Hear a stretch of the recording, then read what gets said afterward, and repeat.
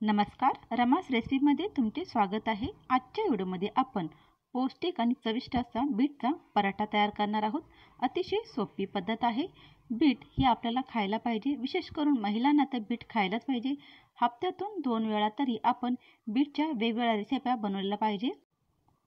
3 bit घेतलेले आहेत। Beat me स्वच्छ धुवून आणि पुसून घेतलेले आहेत। त्याचा पाठचा आणि पुढचा भाग आपण कट करून घेणार आहोत आणि बीटच्या वरची जी साल आहे ती साल आपण काढणार आहोत। आपण जर ती साल ठेवली आणि डायरेक्टच पराठा तयार करायला घेतला तर त्याच्यामुळे पराठ्याची चव बदलेल, पराठा बरोबर लागणार नाही। अशा पद्धतीने तिन्ही बीटच्या आपण ह्या साली काढून घेतलेल्या आहेत। आता एक परात घेतलेली आहे आणि आपण बीट किसून घेणार आहोत।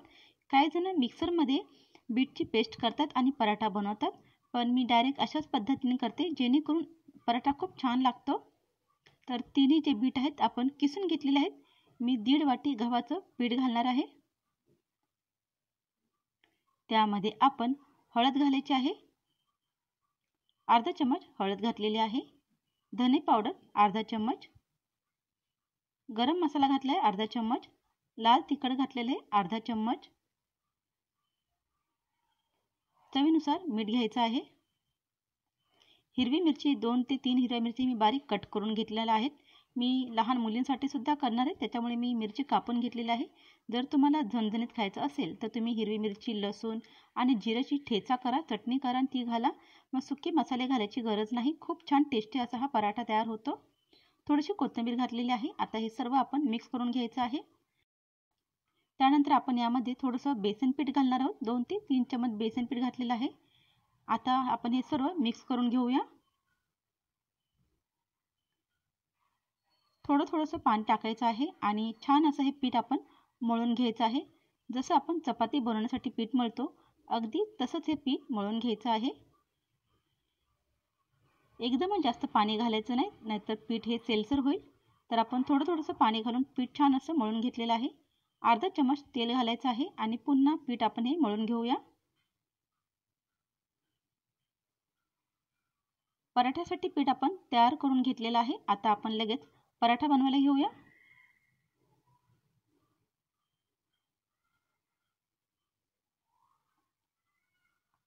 पिठाचा छोटासा गोळा घ्यायचा आहे आणि त्याला गोल करायचा आहे।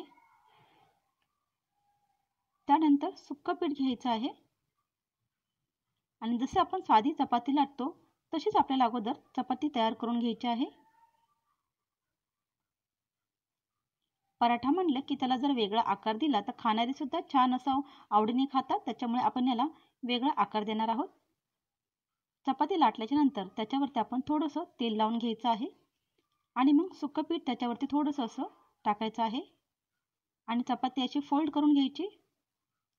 पुन्हा थोडंसं तेल लावायचं, पुन्हा याच्यावरती थोडंसं सुक्कं पीठ टाकायचं आहे आणि ही चपाती आपण फोल्ड करून घेऊया। आता थोडंसं सुक्कं पीठ घ्यायचं आहे आणि ही चपाती हा पराठा आपण लाटून घेणार आहोत। तर मी त्रिकोणी आकाराचा हा पराठा तयार करणार आहे। तुम्ही साधा गोल पराठा केला तरी चालेल किंवा चौकोनी आकाराचा पराठा केला तरी चालेल। खूप टेस्टी असा पराठा बनतो।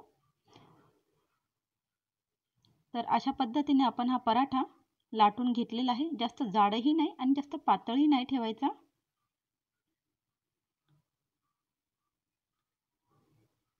पराठा तयार आहे। आता आपण पराठा शेकून घेऊया।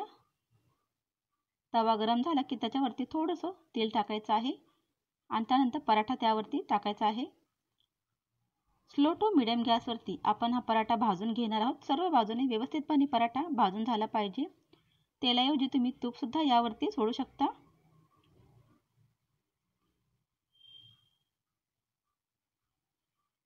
तुम्ही बीटापासून कोणकोणत्या रेसिपी बनवता आणि तुम्हाला कोणती रेसिपी आवडते ते कमेंटमध्ये नक्की सांगा। तर अशा पद्धतीने आपण हा बीटाचा पराठा भाजून घेतलेला आहे। अशाच पद्धतीने आपण बाकीचे पराठे सुद्धा भाजून घेऊया। सकाळच्या नाश्त्यासाठी किंवा संध्याकाळच्या नाश्त्यासाठी सुद्धा हा खूप छान अशी ही रेसिपी आहे। त्याचबरोबर मुलांच्या डब्यासाठी तुम्ही देऊ शकता। अशा पद्धतीने सर्व पराठे आपण बनवून घेतलेले आहेत। तुम्हाला ही रेसिपी कशी वाटली कमेंटमध्ये नक्की सांगा। आवडल्यास लाईक करून शेअर करा। धन्यवाद।